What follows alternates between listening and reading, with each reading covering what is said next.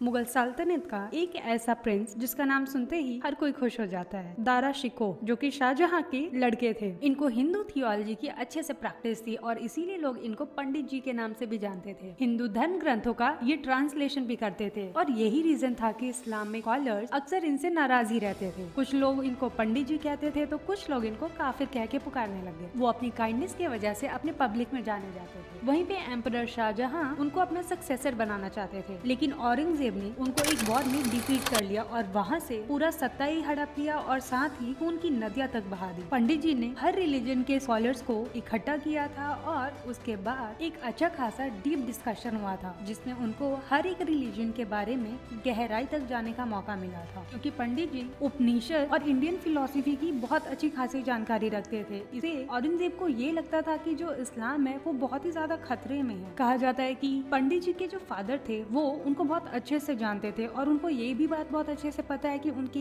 बेटे ने पूरे हिंदुस्तान के कल्चर को बहुत अच्छे से और रिलीजन को बहुत ही डीपली समझ लिया है और वो इस शासन को चलाने के लिए बेस्ट रूलर होंगे। लेकिन औरंगजेब ने ऑलरेडी वहाँ पे बहुत बड़ा बवाल खड़ा कर दिया था। लेकिन इन सबसे पंडित जी एक बात समझ चुके थे कि सारे स्कॉलर्स अपने अपने रिलीजन के इंटरप्रिटेशन तो काफी अच्छे से कर रहे हैं, लेकिन वो इसी में उलझ के रह गए कि उन्होंने कभी भी बेसिक एलिमेंट ऑफ लाइफ को समझा ही नहीं। पंडित जी में और बाकियों में बस यही एक फर्क था कि वो बेसिक एलिमेंट को समझ चुके थे और जो बड़े बड़े स्कॉलर्स थे वो ये बात समझ ही नहीं पा रहे थे। और उनका ये मानना था कि अगर किसी भी इंडिविजुअल को नॉलेज चाहिए तो उसको सिर्फ और सिर्फ सच्चाई को खोजना चाहिए। और उन्होंने हिंदू और मुस्लिम रिलीजन के एक साथ होने का मजला उल बहरीन यानी कि the meeting of two seas नाम दिया था। इनके लाइफ का सबसे बड़ा कंट्रीब्यूशन ये माना जाता है कि इन्होंने उपनिषद को पर्शियन लैंग्वेज में ट्रांसलेट किया था और ट्रांसलेटेड बुक का नाम दिया था सिर अकबर, जिसका मतलब होता है the greatest secret. In books के ट्रांसलेशन के पीछे का रीजन ये माना जाता है कि मुगलिया कोर्ट में फारसी ऑलमोस्ट हर किसी को पता था और वहाँ पे जो हिंदूज थे वो भी इस लैंग्वेज से अच्छी तरीके से फेमिलियर थे। यहाँ तक कि हिंदू हिस्टोरियंस का स्ट्रॉन्ग बिलीव था कि अगर औरंगजेब की जगह पंडित जी मुगल एम्परर के सक्सेसर होते तो शायद कंट्री की सिचुएशन कुछ और ही होती।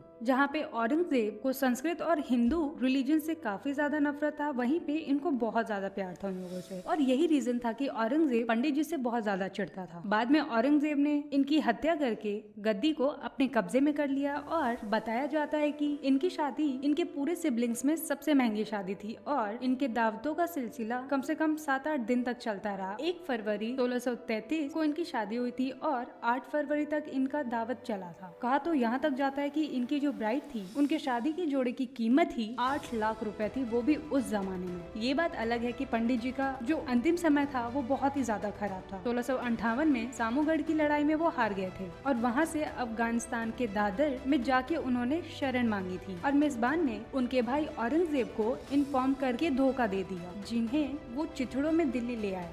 फिर उनको चेन से बांधा और स्टिग्मेटाइज किया। उसके बाद भी औरंगजेब का मन नहीं भरा और फिर उसने पंडित जी को गलियों में एक फीमेल एलिफेंट के ऊपर बैठाकर पूरा रॉयल कैपिटल को घुमाया था। बर्नियर ने उनके फ्लाइट के बारे में लिखा कि पंडित जी के इस पब्लिक ह्यूमिलेशन का बहुत ही एलोक्वेंटली तरीके से अपने फ्रेंच हिस्टोरियंस फ्रांसुआ बर्नियर ने अपनी book travels in the Mughal India में किया है। बर्नियर लिखते हैं कि पंडित जी को एक छोटी फीमेल एलिफेंट के पीठ पर बिना ढके हुए पौधे पर बैठाया गया। उनके पीछे एक दूसरी हाथी पर उनका 14 साल का बेटा सिफर सवार था। उनके ठीक पीछे औरंगजेब अपने हाथ में नेकेड स्वॉर्ड को लेकर अपने स्लेव के साथ, जिसका नाम नजर बेग था, उसके साथ वो चल रहा था और साथ में उसने ये भी ऑर्डर दे दिया कि अगर पंडित जी भागने की कोशिश करेंगे तो उनको वहीं पे मार दिया जाएगा। दुनिया के सबसे अमीर राज परिवार का वारिस फटेहाल कपड़ों में अपनी ही जनता के सामने बेइज्जत हो रहा था। उसके सिर पर एक डिस्कलर्ड टर्बन बंधा हुआ था और वहीं पे उनका गर्दन पूरा खाली था, कोई भी ऑर्नामेंट्स कुछ भी नहीं था, एकदम फकीरों वाली हालत कर दी थी। पंडित जी के पैरों को चेन से बांध दिया था लेकिन उनके हाथ अभी भी आजाद थे। उनकी ऐसी हालत देखकर वो सारे लोग जो उनको प्यार से पंडित जी बोलते थे, उनकी आंखों में आंसू भर आया। और उसी के एक दिन बाद औरंगजेब के दरबार में ये डिसाइड हुआ कि दारा शिकोह को मौत के घाट उतार दिया जाए। उन पर इस्लाम के अगेंस्ट जाने का आरोप लगने लग गया। औरंगजेब ने 4000 सब घुड़सवारों को दिल्ली से बाहर जाने का ऑर्डर दे दिया और जानबूझकर ये अफवाह फैला दिया कि दारा शिकोह को ग्वालियर की जेल में ले जाया जा रहा है। उसी शाम को औरंगजेब ने नजर बेग को बुलाकर ये ऑर्डर दे दिया कि वो दारा शिकोह का कटा हुआ सर देखना चाहता है और नजर बेग ने अपनी तलवार से दारा शिकोह का सर धड़ से अलग कर दिया और उनके कटे हुए सर को औरंगजेब के सामने पेश किया गया और वहाँ पे वो अपने किले के बगीचे में बैठा हुआ था। सिर देखने के बाद औरंगजेब ये ऑर्डर करता है कि उसके सिर में जितने भी खून लगे उनको साफ किया जाए और फिर उसके सामने पेश किया जाए और फिर उस कटे हुए धड़ को